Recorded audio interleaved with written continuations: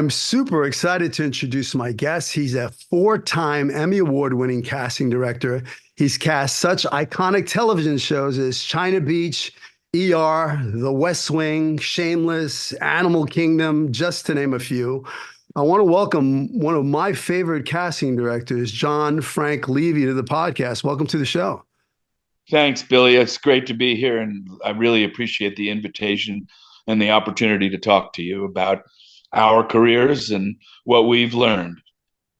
I created this podcast to inspire other artists to follow their dreams, right? If a kid like me can come out to Hollywood at 18 with $200 in my pocket, a one-way ticket, didn't know a soul out here, I just had this dream and make the dream a reality, then why can't the listener out there? Right? If a guy like you can come from the Bronx, right? You're from the Bronx, correct? Yeah, that's correct. To come out of the Bronx and have the career, the shows that you've been such a huge impact in television. I mean, you made the dream a reality. So if you can do it, if I can do it, then those listeners out there can do it. Absolutely. I completely agree with you, but it's not just wishing and dreaming. There's a hell of a lot of hard work, both in terms of whatever craft you end up in, but also in discovering and enhancing yourself. So that's the work that all of us need to be doing, is being on this journey of self-discovery and self-actualization, growth and change. And that's really the secret, is to be to find yourself so that you can find the role that you're most right for, the roles you're most right for. And that's really what the book is about and what my life has been about. Right for the role. Love the book. I highly recommend all my listeners out there, all you actors out there, even if you're not actors, to pick up Right for the Role. It's an awesome book. Congratulations. Thanks, Billy. It was hard work, and I resisted a lot of it. I'm very grateful to the woman I wrote it with, Trudy Roth, who kept saying to me, John, you got to reveal yourself. John, you got to be more personal here. You got to tell us what you're thinking, what you're feeling, not just stories about famous people you knew. I'm kind of notoriously private. And so that was a struggle for me. But I realized that if I wanted to have impact, if I wanted the book to mean anything, that she was right, and that I had to reveal myself and talk about things that were personal and triumphant things and painful moments, all of which contributed to my opportunities and my successes. Love that. I mean, your vulnerability is your strength. And, there's some beautiful stories in the book. So, thank you for being vulnerable and put yourself out there. No, it wasn't my instinct. So I want to go back to the beginning. When did Sure. you know that you want to be in this crazy Hollywood showbiz? You started out, I believe, as an actor, right? When did you know? Well, when I was, I tell the story in the book, uh, so there was this girl. It's kind of the way I start every chapter. I didn't do it in the actual book, but when I was a kid, my mom took me to the theater. And I think all little boys are kind of lost and wondering where the hell they're supposed to be and who they are and all that kind of stuff. And I was definitely lost at 12 or 14. My parents' marriage was falling apart. I was confused about what my role was in my family and in my school and in my friendships and all of that. But when we got to the theater and the lights went out and the curtain opened and people were vulnerable and passionate and thrilling, I I guess, I mean, I'm not a religious person, but I think what happened to me in the theater is what often happens to people in mosques and temples and churches and other places of worship. I started to experience something magical. Hmm. And so I think I knew right then that being part of the storytelling arts was something I was going to want to do. I didn't know if I was going to write or act, or I didn't even know what directing meant, or I didn't know anything about anything except that my heart was beating a little faster, my eyes were open a little wider, and I was engaged. That's awesome. I have a very similar story. I came from a broken home. My parents were divorced. There was a lot of abuse. There was a lot of, listen, if there was a checklist of everything that could possibly go wrong to a child, I check all the boxes. But for me, it was, needing to be loved. And I found that, when I would perform and I get a little pat on the back, I felt loved. I'd go to the butcher and I'd act like a piece of bacon frying up on a pan in the floor in the butcher, and he'd cut me a slice of bologna, and it was like I got a reward for it. And Yeah. then at 11, Universal Pictures came to my neighborhood and they parked their trucks on my block, and they were filming a movie called Nunzio with David Proval and James Andronica and Morgana King, and I kind of finagled my way in there, and I got a little part, and that's when I got a little powder on the nose, I got a little craft services, and that's when I got bit by the acting bug at 11.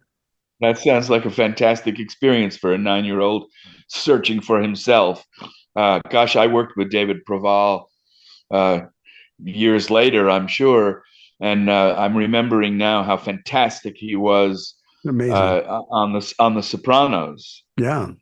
I'll tell you a funny story real quick. So, I'm an actor because David Proval came to my block to shoot Nunzio. I mean, that was the moment when I knew. I remember I snuck on. There was a bungalow, and they had built all the interior sets, and I snuck on to that lot. And like you said, it was magical with the sets and the lights and the fake walls and the quiet on the set. I mean, it was truly. I remember it was a dark place, and I just followed the light into where they were filming, and it was just pure magic, Yeah. and It and was kind that's of like a night game at Yankee Stadium. Had that same dramatic, magical feeling when you were a boy. It was like, and sure. it's the same. It's all that's just performance. Yeah. So I built my school here in Manhattan Beach 10 years ago, and about 2 years ago, I was in Guatemala on a mission trip building homes out there. And I got a phone call from somebody, and I checked my machine, and it was David Proval. Really? He was driving by my school, and he did some teaching back in the day, and he was looking to maybe teach a class. So he said, "My name's David Proval, blah, blah, blah, blah." So I called him back. I go, "David, I know who you are." I said, "I'm an actor because you made a movie in my neighborhood." And, he lives in my neighborhood. He lives in Redondo Beach. I live in Redondo Beach. He came to the studio. So it was like full circle. And he Yeah, came and he fantastic. taught a class here, which was awesome. And it was just like magic. You couldn't make that. Yeah, that's we talked about it earlier before we went on to recording this, but I'm a giant believer in the happy accident. Some people call it karma or whatever else. You believe in miracles or all of that, but I mean, I think one of the things that we all can benefit from is if we're open to the happy accident. When I was 30 and I was at the Mark Taper Forum on a fellowship to direct plays, I didn't had never heard of a casting director at that point. And because I did a lot of readings of new plays there, there was somebody from the literary department, and there was this guy from the casting department, a guy called Frank Bayer, who I just love. He's long gone, I'm sad to say, but he would bring actors to my attention, and we would rehearse plays, and I suddenly thought he has an interesting job. Uh, and he needs to speak the language of actors. He needs to speak the language of directors. He needs to speak the language of playwrights. And so do I. Huh. Hmm, love that. It's for me. The same thing happened to me. I mean, I've been blessed. I came out to Hollywood at 18 and I booked my first audition. I got my SAG card. I got Taff Hartley on a guest star episode of The Fall Guy. It Yeah. was magic. It was like, I remember sitting in Brooklyn before I came out to Hollywood, watching this television show with Lee Majors called The Fall Guy. I grew up watching him on The $6 Million Man. And I said to myself, I'm going to do that. This is what I'm going to do.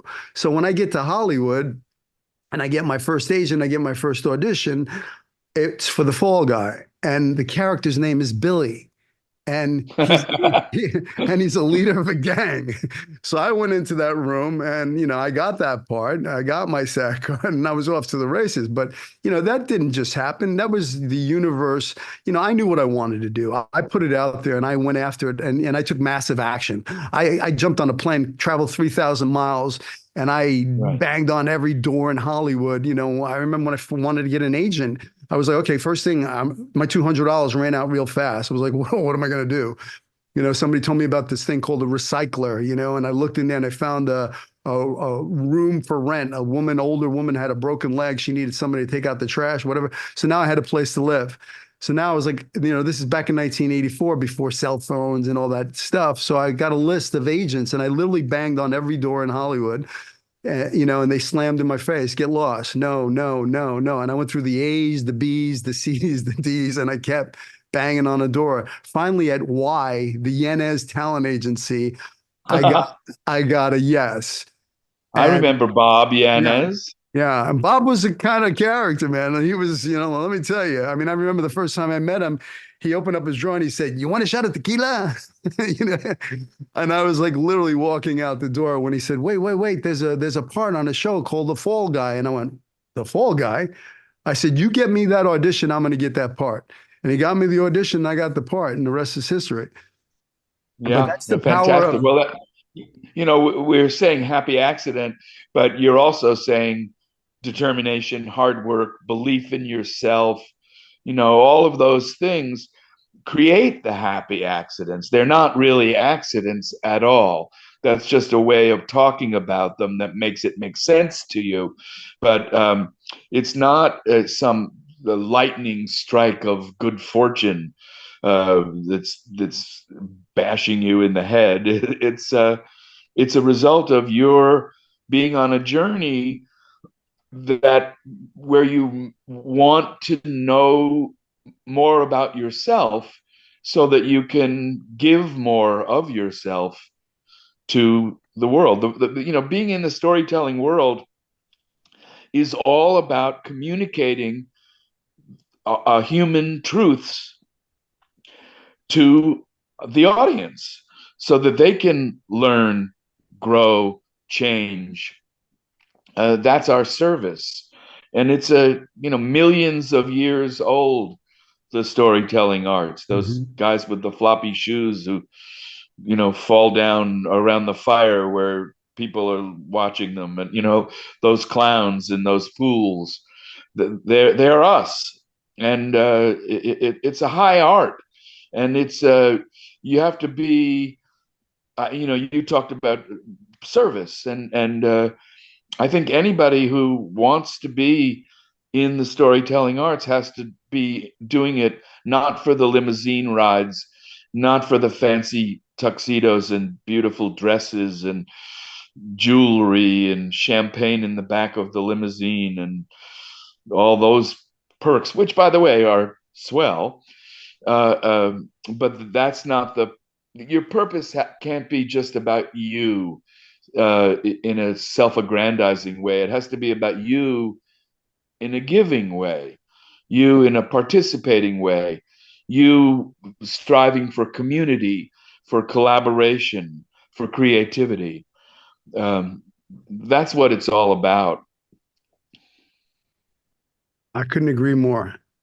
First, I just want to say this. I got an opportunity to say this to you, so I'm pretty excited to be able to say this to you because, as a young actor, it's a scary thing, trying to bang on doors and trying to get work as an actor and, putting yourself out there and being vulnerable. And, walking into that room, and I was very blessed. I booked that job, but then I was on the roller coasters, the seesaw ride of Hollywood, the feast or famine, and when those auditions came in and you really needed it and you were desperate to get that job because you needed to pay your rent, there was always that added pressure of, I need this, but why I said you were one of my favorite casting directors in Hollywood is because you created an environment for an actor. I remember when I would be sitting in that lobby and my heart would be pounding and I'd be, I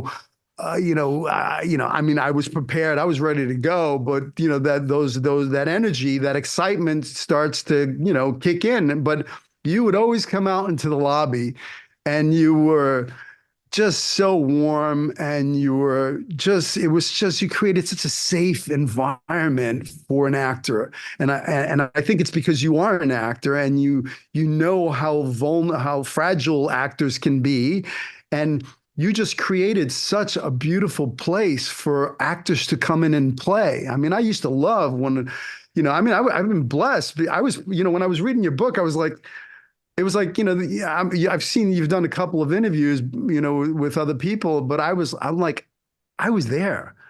I was part of that. You know, Yeah. I, you know, I, I was on China Beach. That China Beach for me was, I got lucky and I landed a TV series in 1987 with Matthew Perry, and I launched the Fox network with my TV show. But the writer's strike happened, and the show didn't get picked up, and I was out of work, and I've been doing sitcoms. I never thought of myself as a comedic actor. I was a serious actor from Lee Strasberg, the actor studio in New York, and all of a sudden I'm doing sitcoms. And it was cool because I was getting paid, but I always wanted to do the dramatic stuff. And then comes along China Beach, which was, the hottest show. It had an amazing cast. And I got an audition, and it was a monologue. It was an awesome monologue. I don't know if you remember this. I played a paraplegic who was Oh, wow. that I was, I do this whole monologue about the water, that I'm good in the water because I can use my arms and you can't see below the water and you can't see my legs. And there's this, I mean, it was literally a full page monologue. Yeah. And when I read it, it was so juicy and rich and meaty. And I was like, I want this thing. And I remember I came in and I read for you, and you were so awesome. I felt like you were like cheering me on, like you wanted this for me, like you were fighting for me to get that part. And that Yeah, well, I was really, fighting for you, Billy, to do your best work and feel the best about yourself and go home and not punch the steering wheel of your car and say, God damn it, why didn't I? God damn it, how could I have done, and I really appreciate you saying the stuff about the environment that I created, because I knew that instinctively, that my job when we were in session was to create the world that would give you the opportunity to be your best self and to be your best actor. And that was me having to learn how to be empathetic, and how to care about somebody else. And one of the things that I hope the book does is, I put my thumb over the camera. I saw that. One of the things I hope the book does is kind of demystify the power of the casting director, and kind of making you all actors taking away your power, and that's not helpful to anybody. I want each one of you to do your best, and I want one of you to get the job so I can go home and have dinner with my children or my girlfriend or my wife when I was married, or whatever. Uh, I want to make sure you understand that I'm not there to stop you, to discourage you, to block you, but I am there to demand that you bring your real self, your whole self, your best self to the work. And then we'll see if you're right for the role, if you're, shameless plug for the title of the book, uh, or if you conform to the vision of the director or the writer or the producer. That's all pretty mercurial and abstract and difficult to pin down who gets the job. But who has a great experience is something I could contribute to. And I prided myself on that. And I'm glad you recognized it. And I'm glad you felt that way. I don't specifically remember that monologue, but it was very similar in your description to a monologue from the pilot, which was a character called the Burnt Soldier. And uh, Chloe Webb's character sang to this guy after he recited a kind of monologue about what it was like to be napalmed to near death. And I read that scene many times with actresses who were reading for the part that Chloe ended up playing. Uh, and at a certain point, the president of Warner Brothers Television, a wonderful Brooklyn guy called Harvey Shepard, said to me, "John, I'd like you to play the part of the burnt soldier." And I was like, "No, Harvey, I can't do that. I have my job, and somebody else will play that part." And but I was able to plug in the way you're talking about, able to plug in. And of course, I had the glorious experience of not needing the job or wanting the job, and so it got easier. And I think that's important to say that, yeah, you got to pay your rent, and you need to buy food, and you need to have health insurance and all the things you need. But if you bring that need into the work, that's going to block you. And if you just bring your connection to the guy, your authentic, real connection to the guy you're going to be playing, if you can find the way to creatively marry yourself to the circumstances of the character without all that stuff, uh, you'll have a good experience and do good work, and maybe you'll get the job. Yeah. I always looked at it as you have a problem, right? Casting director, I got to cast this role. I'm the solution. Yeah, I've done the work. I've done the prep. I remember that China Beach thing. I played a paraplegic. I mean, I tied a belt around my legs and I dragged myself around my house. I didn't use my legs. I'm a method actor. I was like trying to drag myself into the shower, to the toilet, trying to, prepare a meal. Like I wanted to really feel what it was like to not be able to use your sure. legs. So I Well, broke that's what I down. mean by Yeah. marrying your true self, using your imagination and your experience to marry yourself with the circumstances of the character. And if you do that authentically, the work will resonate and it'll be exciting. And auditioning is an opportunity to do the thing you love. Yeah. And if you take the result out of it, obviously it's better when you get the job than when you don't. But if that experience propelled you forward and you hadn't gotten the job, the only difference would have been the check and the experience of being on set. And those are important things. But you would have already had the experience of creating that marriage between yourself and the circumstances of the character. And that's valuable as hell. Absolutely. Yeah. Every role, every audition is an opportunity to create a character. It's an opportunity to act in front of an audience. It's playtime. It's Yeah. to be in that, to be in play. I couldn't agree more. And that mindset is an important part of success. I learned very early on. It was about relationships. It was about building. Let's say I'm not right for this role, but that casting director is going to remember that, well, I came in prepared. I came in ready to, make a fan. Because you're going to remember me. I'm going to make some big choices. I may not be right for the role, but you're going to remember what I did in that room.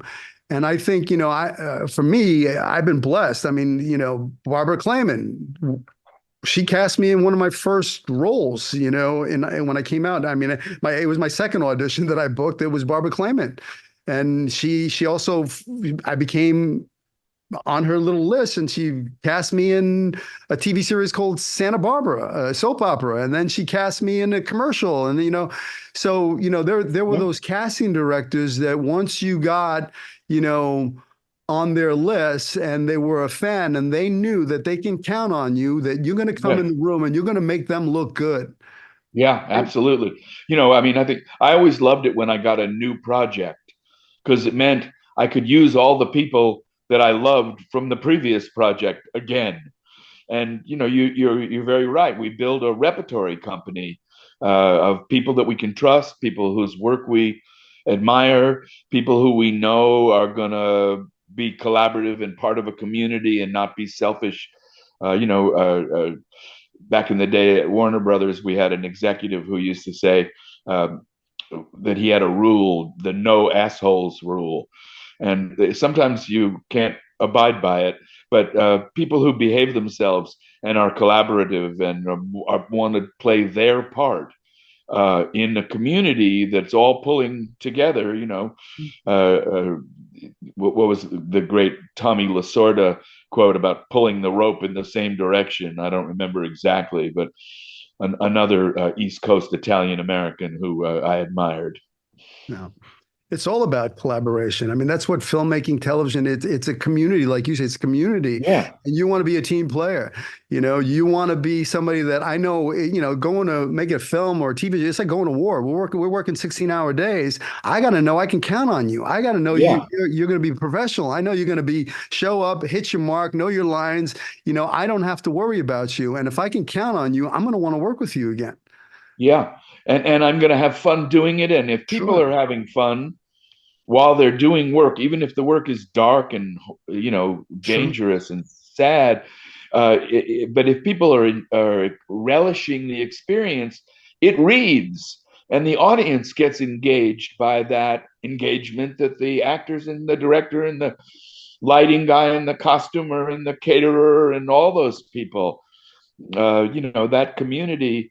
And it goes back for me to the theater, and it goes back to me to sports.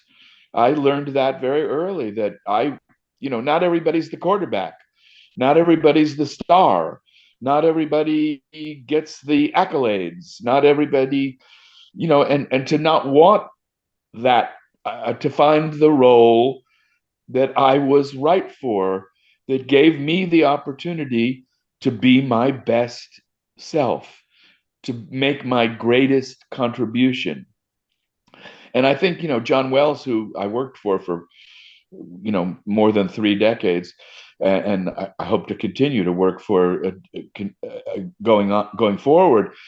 But he very definitely understood that we were going to spend more time together than we would with our families for a certain period of time, and that everybody pulling on the rope in the same direction was, and being reliable partners and being exciting collaborators and forming a beautiful community, that was what it was.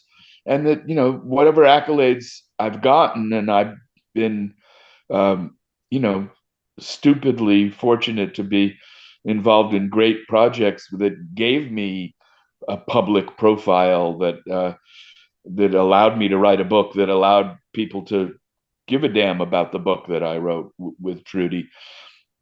Um, the accolades weren't my goal. When I was writing the book, when it was almost finished, I started sending emails out to actors, writers, directors, producers that I'd worked with over the years. And I said, hey, would you write a few sentences that I might use for promotional material, blurbs on the cover of the book, blah, blah, blah. And one of my dear friends, who was a writer on China Beach and then later on ER and later on West Wing, and named Carol Flint, talented, wonderful person. Um, she said, "Are you really writing a book, or are you just collecting accolades?" And it was kind of a joke, but it hit me nicely because I never thought I was number one on the call sheet or wanted to be. I wanted to be part of the team and I wanted to encourage everybody on the team to bring their authentic best self to the work, because I knew then we would all have life-changing opportunities to grow and change. The opposite is true too. If you're not prepared, if you're not somebody, if you're an egomaniac, if you're somebody who's hard to work with, you're somebody who shows up late, I mean, your reputation gets around in the business and people are not going to want to work with you. So I think it's Absolutely. really important for actors to know that it's all about the work. It's all about preparation. I mean, I'm sure for you, if you have an actor that comes in and they don't know their lines and they're struggling and it's like you're wasting my time, right? Yeah, completely. You're probably not going to bring that actor back into your room, right? Well, that's strike one. I usually, because I'm a Okay. baseball lover, So I'll you get get you three to strikes? strike. I'll get you to strike three. But if you get to strike three, you're out. You're out. Yeah. Wow. That's very generous because I know there's some casting directors that don't give you a second chance. There's no strike. No, If you make me look bad, I don't need to look bad in front of the producer. So, I'm going to bring that actor that I know I can count on to come into the right. room. Yes, without question. It's so important the way you present yourself. And it's not about being pretentious or serious or what any of that. It's about being, as you say, prepared, but and also demonstrating that you're a collaborative person, that you want to find your space and you want to fill it. What is your advice to actors? I mean, it's just changed so drastically from when, we started in this business, back in the early 80s, right? Technology, self tapes, I mean, I remember back in the day, I read, it's funny, I read about breakdown services that you worked at breakdown services, right? Yeah, So I have a funny story because when I came out to Hollywood, I was relentless in my pursuit that I'm going to do this and nothing's going to stop me. I mean, I'm the kid who would show up at Warner Brothers and the guard at the gate would say, "Sorry, kid, you can't come in." And I'd walk around the building, climb the wall, hop onto the lot. I'm from Brooklyn. You can't tell me I'm not coming in.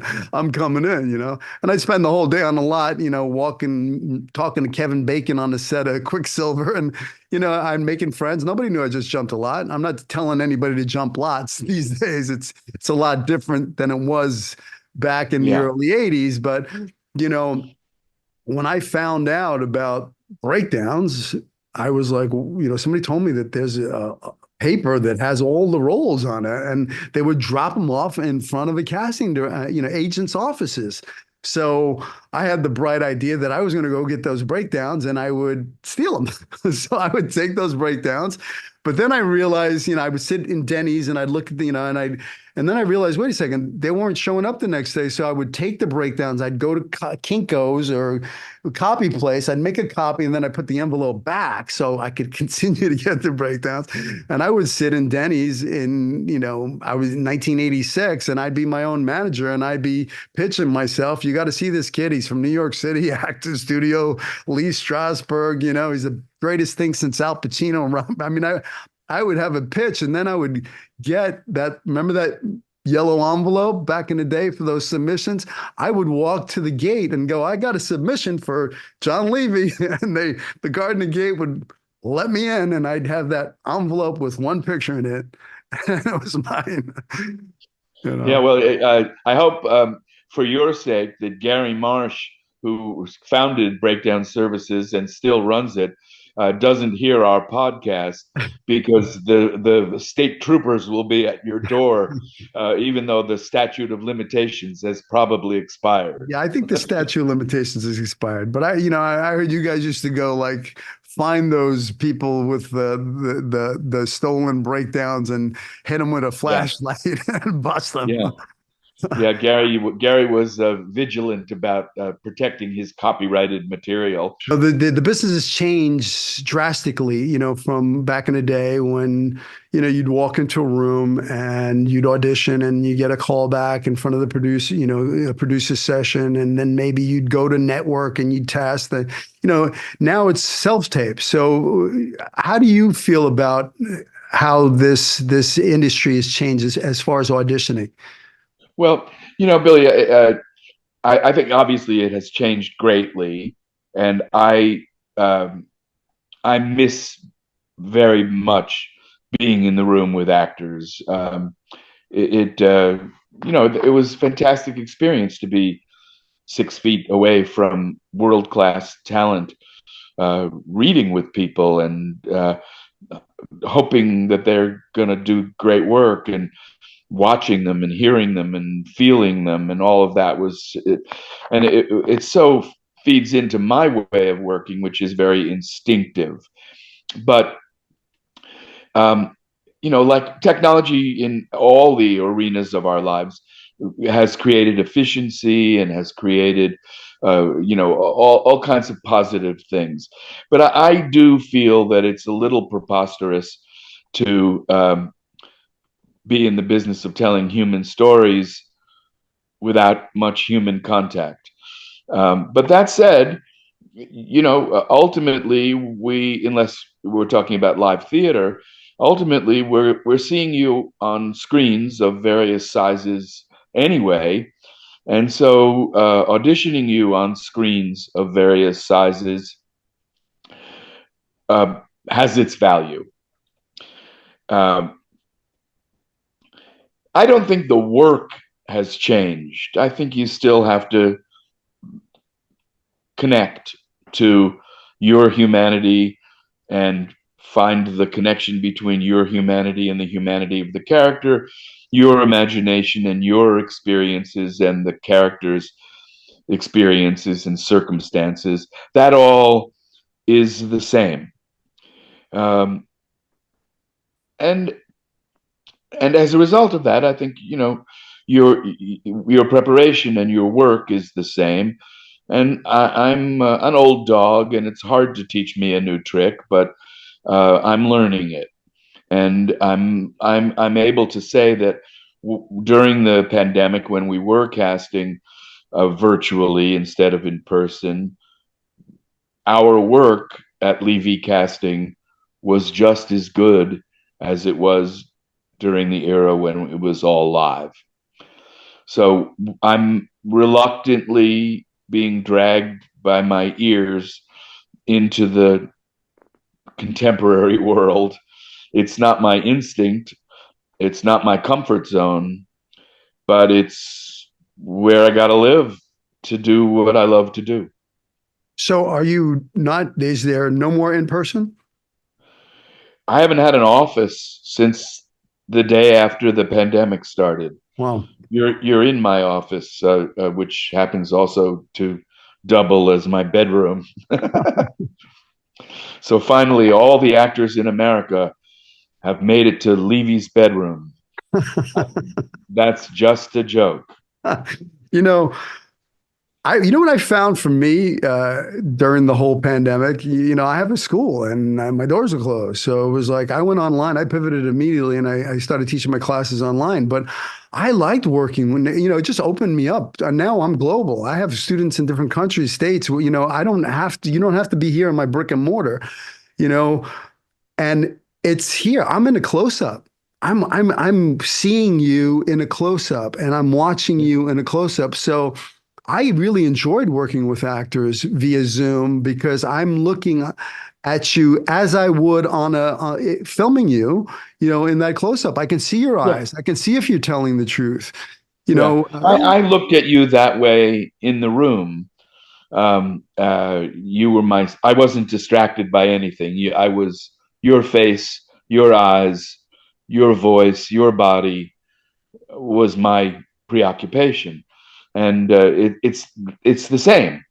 It's just you have to adjust sort of the uh, you just have to adjust your spine a little bit or whatever. Um, Billy, I don't know if this is an appropriate moment. You can edit this out if you'd like to, but Sure. if you'd like me to do an audition technique class for your students sometime, please let me know. I would love that. I would love that. Let's do it. Great. Absolutely. So let me ask you here, this is how I feel. This is my opinion. And I know I teach this to my actors, and my actors are booking jobs left and right. I know for me, I've booked so many self tapes. I'm not even pursuing it because I'm so busy with the school. But there have been things that popped up and jumped onto my radar, and my old agent would call me up and say, "Hey, you should go in on this thing." And I was like, "No, I'm not interested. I don't have time, whatever." And I said, "You know what? I have a studio. I got cameras. I got lights. Yeah, I'll throw up a self tape." And I landed that role. What I found is it's about, for me, I tell my actors all the time, it's about giving them the performance. It's not auditioning. You have an opportunity. Give them the wardrobe, frame it right, light it right, have good sound, like bring your self tapes to the next level. So the Absolutely. actor with the wrinkled curtain, with the bad lighting, with the silhouette, with the cat in the dirty dishes. I don't want to see any of that. I don't want to see your sides in your hands. I mean, look right here, you go like this, and below the frame, the sides are gone. So if you need to glance down and pick up your line, but I don't want to see sides. I want to give me the performance. I want to be able to look at your footage and take it and put it right up on that film or on that television. There's no excuse not to. Well, without question, there's no excuse to have a distracting painting behind your head, an Andy Warhol, and there's no excuse to having the microphone be on the camera so that the person reading with you is 5 decibels louder than you are, and all of that is absolutely true. I want to resist a little bit the concept of give me the performance, because I think that drives you to reproducing the result you think is right. And I would say, give me the connection. Give me the what ifing yourself into the circumstances of the character in as full bodied a way as you can. But let your performance take care of itself. Let it even surprise you. No, no, Um, no. I agree. because, I don't want you to be, I don't want you ever to be reproducing your plan.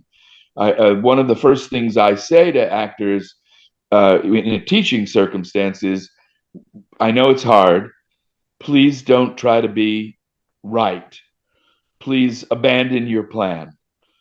Do the connection work. Do the subjective work. What if yourself into the circumstances of the character? And in a certain way, your performance will take care of itself. That's it. That's what I meant. I mean, doing the work. Like, how do you make this real for you? How do you tap into your truth? How do Yeah, you substitute? How do you personalize? What choices are you making? How are you loading up your previous circumstance? Are you giving yourself a ticking clock, an animal? I mean, the lines are just the lines. They don't necessarily mean they're true. absolutely. What's underneath those lines? What's the Yeah, subtext? What are you really saying? That's what I mean completely, by Billy. I giving them agree with a, you completely. Sometimes shut up can mean kiss me. yeah, I love you. Yeah. Yeah. Yeah, Yeah. that's what I mean by giving it. Just don't leave it to the imagination. Give it to them. I mean, if I'm reading for the serial killer, right, and it's the interrogation scene, I don't want a purple background. It's fake. Yeah. Find a real gray wall that looks real. I'm not a fan of the paper, the fake paper. I don't want to put anything in my frame that's fake because I'm saying fake.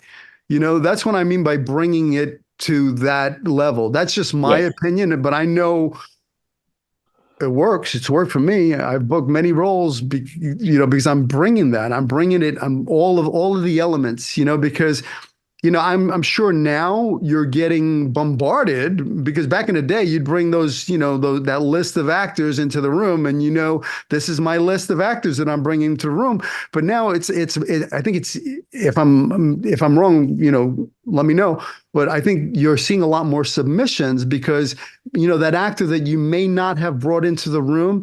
Yeah, why not? Send me a self tape. I'll look at Yeah. it. But that's one of the advantages of the technology, not just the convenience that we talked about earlier, the streamlinedness, but also the volume. You can see a lot more people and quickly and efficiently. And we do that, but nobody does a self tape for me without an invitation. A self tape that I haven't asked for doesn't get looked at. Okay. So what are your no-nos? Like, your pet peeve, like, I don't want to see this. What turns you off when in self-tapes? Well, it's all the things we've talked about: a lack of preparation, a lack of respect for yourself as an artist, a lack of your respect for me as an artist, a kind of slapdash, uh, I don't give a shit kind of attitude about it. If you don't give a shit, then how is it possible that you're asking me to?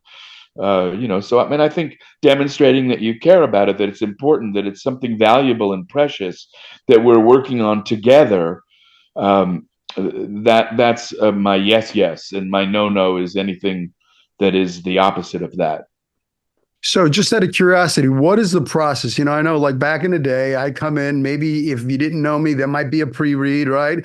If you knew me, maybe I go straight to producers, maybe so what is the process with self-tapes? Do you look at them and then you take your favorites? I mean, back in the day, there would be an adjustment in the room if you gave me, I mean, that's what I loved about you as a casting director, because you always gave me you were an actor, so a lot of casting directors are just kind of poorly reading the lines, but you were always giving me Yeah. something, Yeah. Well, something else to to think play. about, something else to connect to.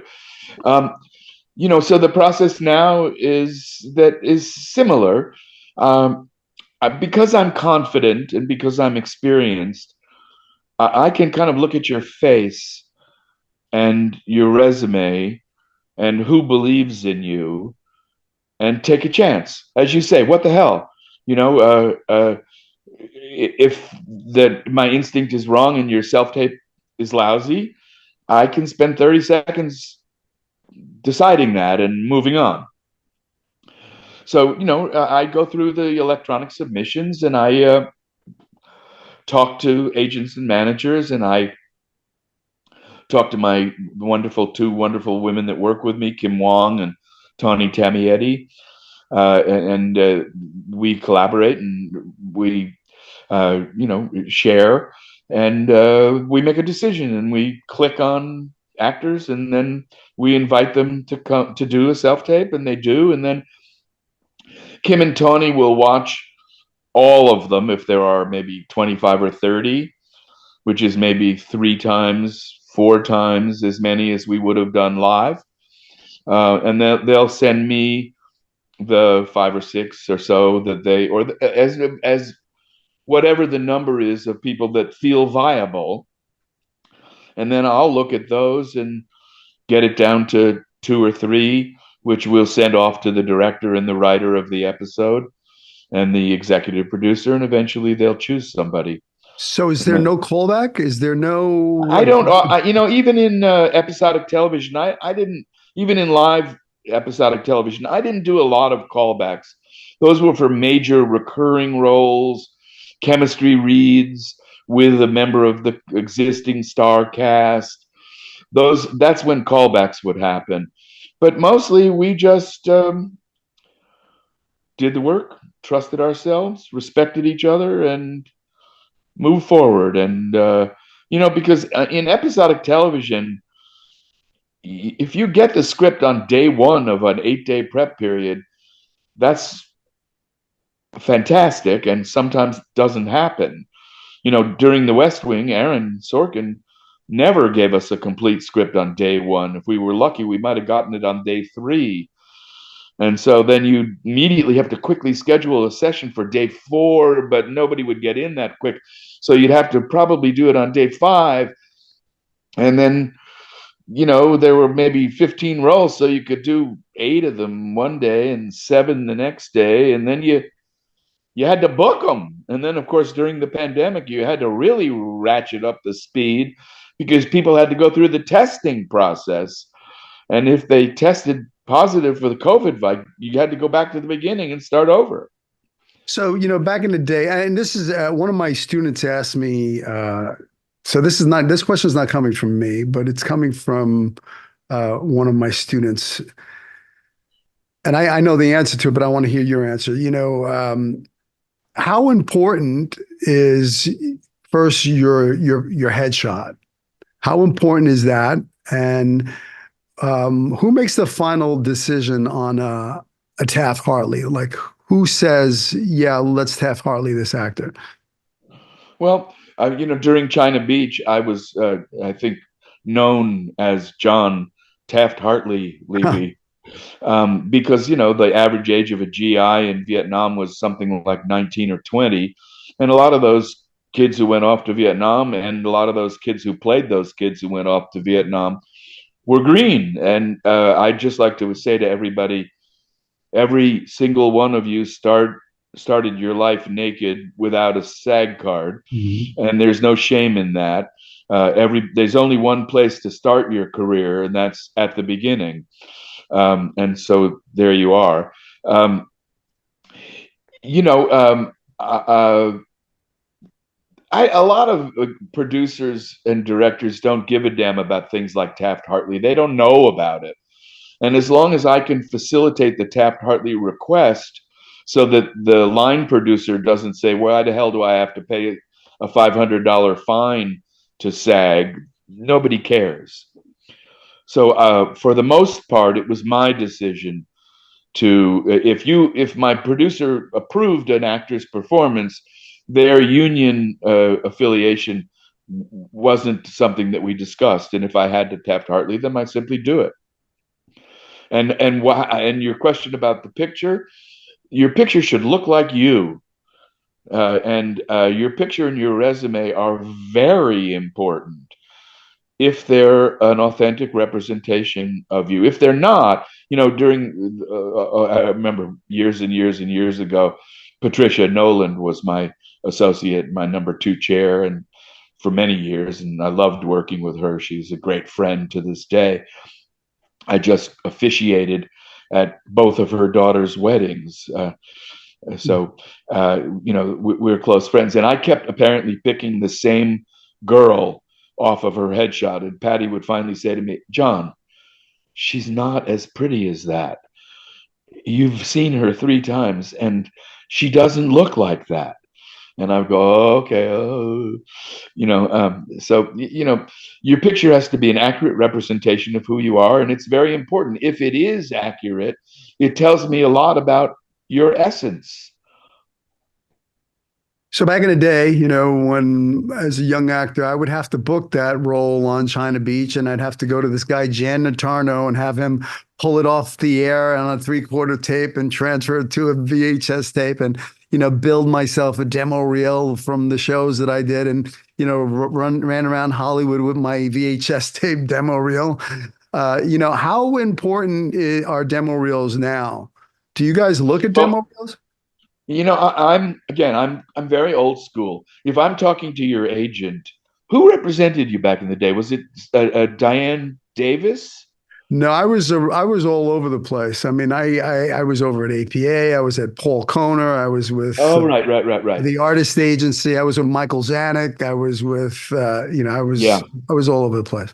Okay. Well, in any event, if I was having a conversation with your agent, whoever it was at the time, and they were submitting you for, you said the serial killer earlier, and I said, well, gee, I know Billy's a Brooklyn boy and he's got some toughness, but I just don't see him as a serial killer. And if they said, I've got some tape that can show you a really dangerous side of Billy Gallo, then I would watch it, and I would be happy to be wrong.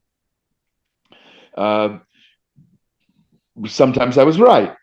But I don't watch demos for no reason. I watch demos to resolve a difference of opinion. Got it. So, what I do here with my actors is, I really kind of figure out their castability. Like, what is it that you're selling to Hollywood? I mean, you're a product. You're selling a product. What is your castability? if you don't know what you're selling, Hollywood doesn't know what they're buying. Well, I boy, do. you're just saying something exactly that I say. There are two things that are unique about actors, and one of them is that you're the product and the salesperson. And if you don't know what the product is that you're selling, I don't care how good a salesperson you are, you're out of joint. Also, you're the instrument and the player. All the other artists in the world have a piano, and if it's in tune, you can pluck the 35th key from the left and you know what it's going to sound like. And so you have to learn about your instrument while you're developing the skill to play it. You have to learn about the product and you have to develop the skill to sell that product. Um, those are a very important part of your development. And I'm always also saying you have certain qualities. I hate thinking about it as type, but each of us has certain qualities. And then, of course, the next question is, how do I know what my qualities are? How do I know what people see when they see me? And the answer is, how does the world treat you? Excuse me. If everybody is always confiding in you, you seem trustworthy. If everybody's always hitting on you, you seem sexually available.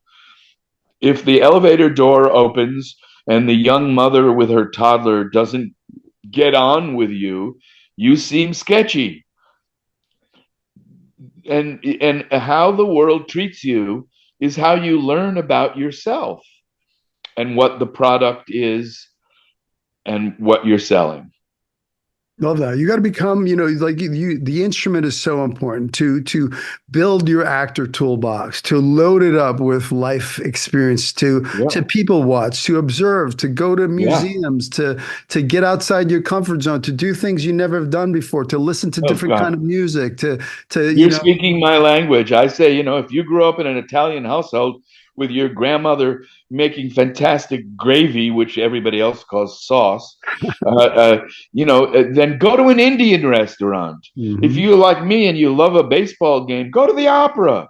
Yeah. If you find yourself sitting around a dinner party and everybody is the same political beliefs or religious affiliations or sexual orientation or whatever it is that defines us, then do something else. I don't want to.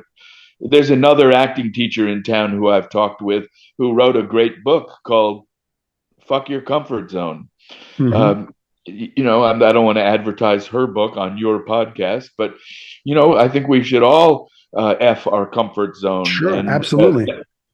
because all we really have is our experience and our imagination and our body and our voice. And we have to grow all of our control over all of those things and expand all of those things so that our instrument has an opportunity to grow and our ability as a player has an opportunity to get more skillful. Yeah, and everything you want is outside your comfort zone. So you got to be willing to step out of it and really, be uncomfortable and get Yeah. comfortable being uncomfortable. I mean, that's what acting is. It's being out there, it's being vulnerable, it's Yeah. bearing your soul in front of a camera, in front of an audience, and being able to do that, and knowing that, look, I'm not going to die. You know, Yeah. I'm jumping out, I'm leaping. It's a leap of faith, You knowing know, that it's during the time, Billy, that we were doing Shameless, I learned that for many actors, it's easier to be naked than it is to be emotionally naked. no, that it's very true. was a surprise. When I look at your resume and I look at, China Beach and ER, I was blessed to be on ER. You cast me in ER too. So I mean, I've when I'm going down, I go, oh, that's on my resume. I did China Beach. I did ER. You know, so I'm That's great. grateful. I'm grateful to you, John, that you were, you were there for me as an actor. You were bringing me into that room. You were kind of cheering me on and going, yeah, let's get Billy Gallo in here. Let's. So I'm very grateful and I thank you for that. Well, I appreciate it. And as you said earlier, uh, I have a problem or a circumstance, and you have the possibility of being the answer. And so while I'm supporting you, you're supporting me. We're working together. Yeah. Even if you don't get the job, you and I are collaborating as two artists in the process of, and you're contributing to the storytelling, whether you get the job or you don't. I love that. Yeah, I mean, a lot of actors put the casting director on a pedestal, like they're Yeah. the gatekeeper, like they're it's something dangerous, but you want the actor to be great. Completely. Why would we want you to fail? How would that benefit us in any way? I mean, some of us are empathetic and care, but even just practically, solve my problem. Do you keep notes like, on actors? Do you have a file like, oh, can you go back? Do you? I don't. Okay. Fortunately, my memory hasn't started to fade. So while I don't remember the two parts that you got, ER and China Beach, I remember auditioning you very clearly. And it's interesting to be myself at this age, to see you now, not as that young stallion who's trying to take the world over, but as this wiser, uh, landed man who has found a role that he's right for and is relishing the experience. It's a great experience now to see.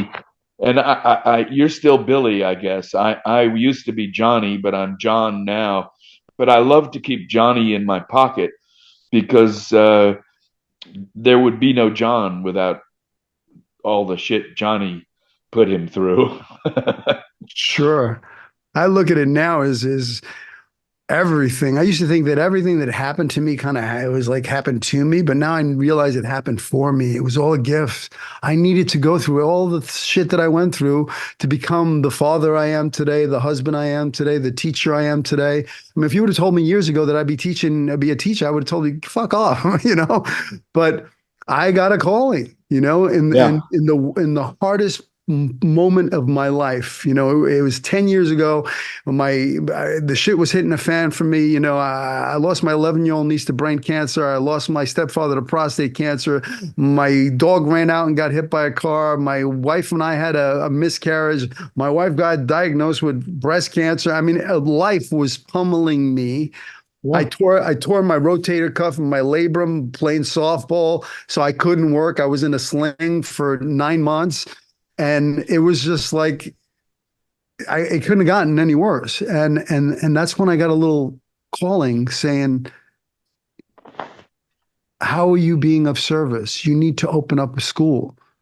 And I, Well, and that's a very specific kind of thing. And I would just say, and again, this is a shameless plug of the book, but your journey was had triumphs and obstacles. And both of those things are opportunities to grow and change and find the role or roles that you are right for in life: father, husband, teacher, casting director, father, partner, yeah, person. yeah, amen. If you could go back, right, and talk to Johnny, right, go back to young Johnny and give him some, knowing what you know now, right, give Johnny some life advice. What would that be? Wow. Um, don't be in a hurry. Don't always seek approval from others in every situation. Don't need to overcome the lack of approval you felt from your pop Hmm. and bring that to every interaction with any other person. Uh, be patient and be gentle with yourself. Uh, it'll happen. Beautiful. I look back at my life, right, and I think about, you know, I was a needing to be loved from a father. I didn't get that. So I searched for love, and I thought that acting was going to fulfill that. And I chased that and I got it. You know, I had the TV series, I had the big movies and the things and all that stuff. I had all that material stuff. And I was like, is this it?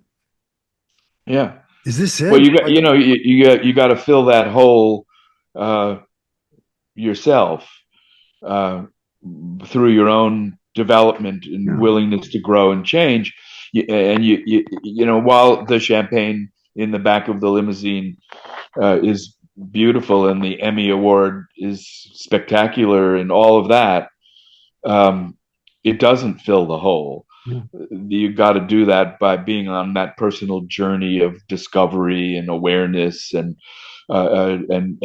that's your that's really your job. No matter what other things you do in your life, your job is to become your best self. Yeah.